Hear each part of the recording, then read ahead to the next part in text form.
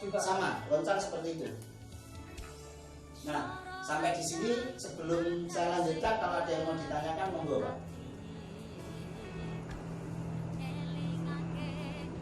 Ada yang mau ditanyakan?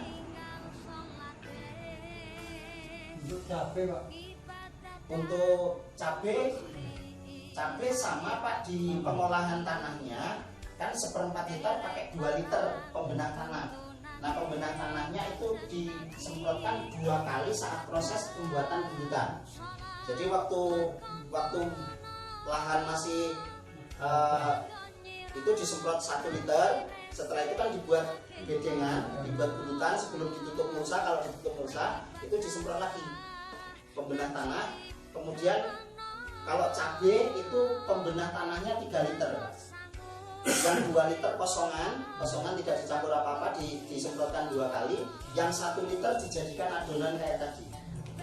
Nah, itu untuk kocor setengah bulan sekali untuk cabai. Kemudian pemacu pertumbuhannya sama kayak tadi, itu disemprotkan 1 tanknya 1 gelas itu seminggu sekali.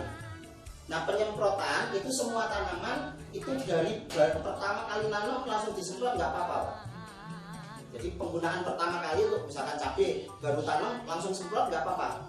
Padi juga baru tanam, hari ini tanam, besok langsung disemprot nggak masalah. Itu nanti cepat akan melilir. Nah, setelah itu kurang lebihnya 15 hari durasinya. Kalau untuk padi ya seperti itu. Jagung hampir sama kayak padi. Jagung sama kayak padi, cuman kalau jagung kan paling nyemprotnya cuma 3 kali, Pak. Kalau jagung kurang lebihnya 1 tanknya diisi adonan tadi itu 2 liter, Pak, 1 sampai 2 liter. Untuk tanaman jagung itu kan daun sempit, jadi dia nggak kuat. Ya, jeruk itu hampir sama, itu ada Pak Narji sudah menggunakan untuk jeruk. Ya, jeruk itu hampir sama kayak tanaman keras. Pokoknya intinya semua tanaman sama, ya beda di dosis. Kalau tanaman keras itu bisa 1 liter 1 tanknya. Kalau tanaman sayuran itu cuma 1 gelas. Nah, itu bedanya di situ. Nah, insya Allah nanti hasilnya akan maksimal karena pupuk ini dibuat, Pak. Proses pembuatannya itu karena kami dulu dari kesehatan yang pupuk ini kalsium. Manusia itu untuk sehat itu membutuhkan namanya kalsium. Nah, ini saya pakai bahasa otodidak, bukan bahasa akademis. Jadi kalsium ya seperti itu. Nah, kalsium ini fungsi terhadap tanaman itu nanti akan membuat batangnya keras, Pak. Batangnya keras, kokoh, kuat, dan nanti hasil di buahnya itu pasti rendemennya tinggi, jadi bobot. Kemarin sudah kita buktikan di Kibang, metode Kibang, jagung itu 1 sak dengan yang pakai kimia, dengan yang pakai pupuk KSM, 1 sak gelondongan itu selisih bobotnya 15 kilo. Bobotnya itu sudah dibuktikan. Terus yang pakai kimia dengan yang pakai KSM sama-sama 1/4. Itu yang pakai KSM dapat 48 karung, yang kimia dapat 38. Jadi selisihnya ada 10 karung. Itu punya 1 orang. Ya, punya 1 orang yang memang membuktikan uji coba. Ini 1/4 hektar pakai kimia. Pupuk kimianya itu yang pakai kimia 3 kuintal pupuk kimianya, kemudian pakai kompos, ditutup pakai kompos. Yang pakai KSM itu pupuk kimianya cuma 1,3 sekintal 30 kilo dan tidak pakai kompos. Itu dari kebutuhan pupuk kimianya lebih hemat, tapi hasilnya lebih tinggi. KSM-nya berapa, Pak, yang 1,3 tadi? Harganya? Dan bahannya Ya, itu tadi 1/4 liter kan 2 liter sama 1 liter, cuman pakai 3 liter. Nah, ini kalsiumnya saya ambil dari kijing, Pak. Kijing kali. Tahu kijing, Pak, ya? Cangkang kijing itu kalsium tinggi, Pak. Nah, kemudian saya hanya biar jenengan tahu arah, artinya pupuk ini dasarnya dari mana kok bisa hasilnya seperti itu. Nah, yang kedua ini protein. Ini Ini kandungan dasar saja, yang lain-lainnya nggak perlu saya tuliskan. Nah ini proteinnya itu kami ambil dari bulu ayam potong. Jadi pupuk kita itu terbuat dari bulu ayam potong. Nah dengan protein yang tinggi, insya Allah nanti tanaman itu pertumbuhannya akan bagus dan nanti hasilnya buahnya itu akan maksimal. Ya kemarin ada yang nanam kacang itu panjangnya sampai hampir 1 meter dan besar-besar. Nah kemudian yang ketiga untuk N, unsur N-nya dari air lele. Jadi saya melihara lele itu saya panen airnya, bukan lelenya tapi airnya yang dipanen. Ya itu kan N tinggi Pak. Nah ini untuk N. Nah ini dari NPK-nya di sini Pak. Nah kalau untuk ujinya kami sudah buat uji, kebetulan nggak kami bawa ke sini. Kami KSM ini sudah mendapatkan hasil uji lab dari Skupindo. Hasil uji labnya dari Skupindo. Kemudian yang bahan yang keempat ini kunyit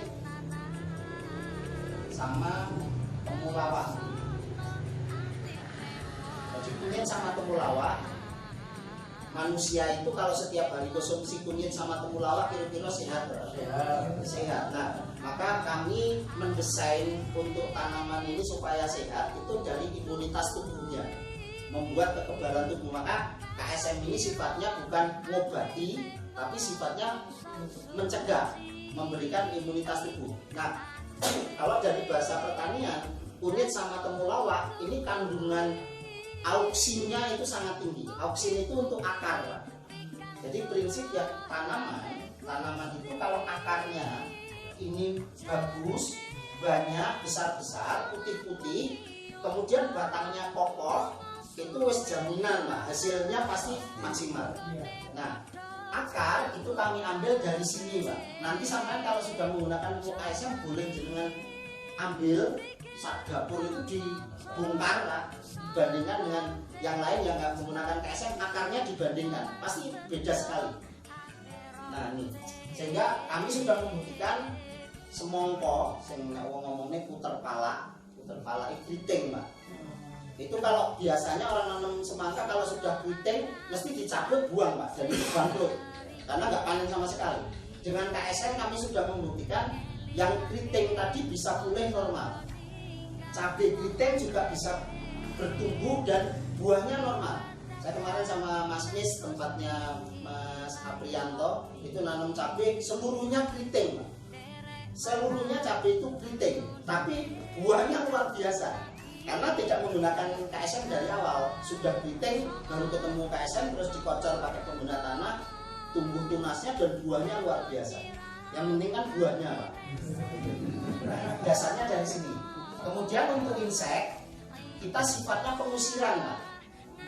Menciptakan lingkungan yang tidak sesuai dengan binatang ini.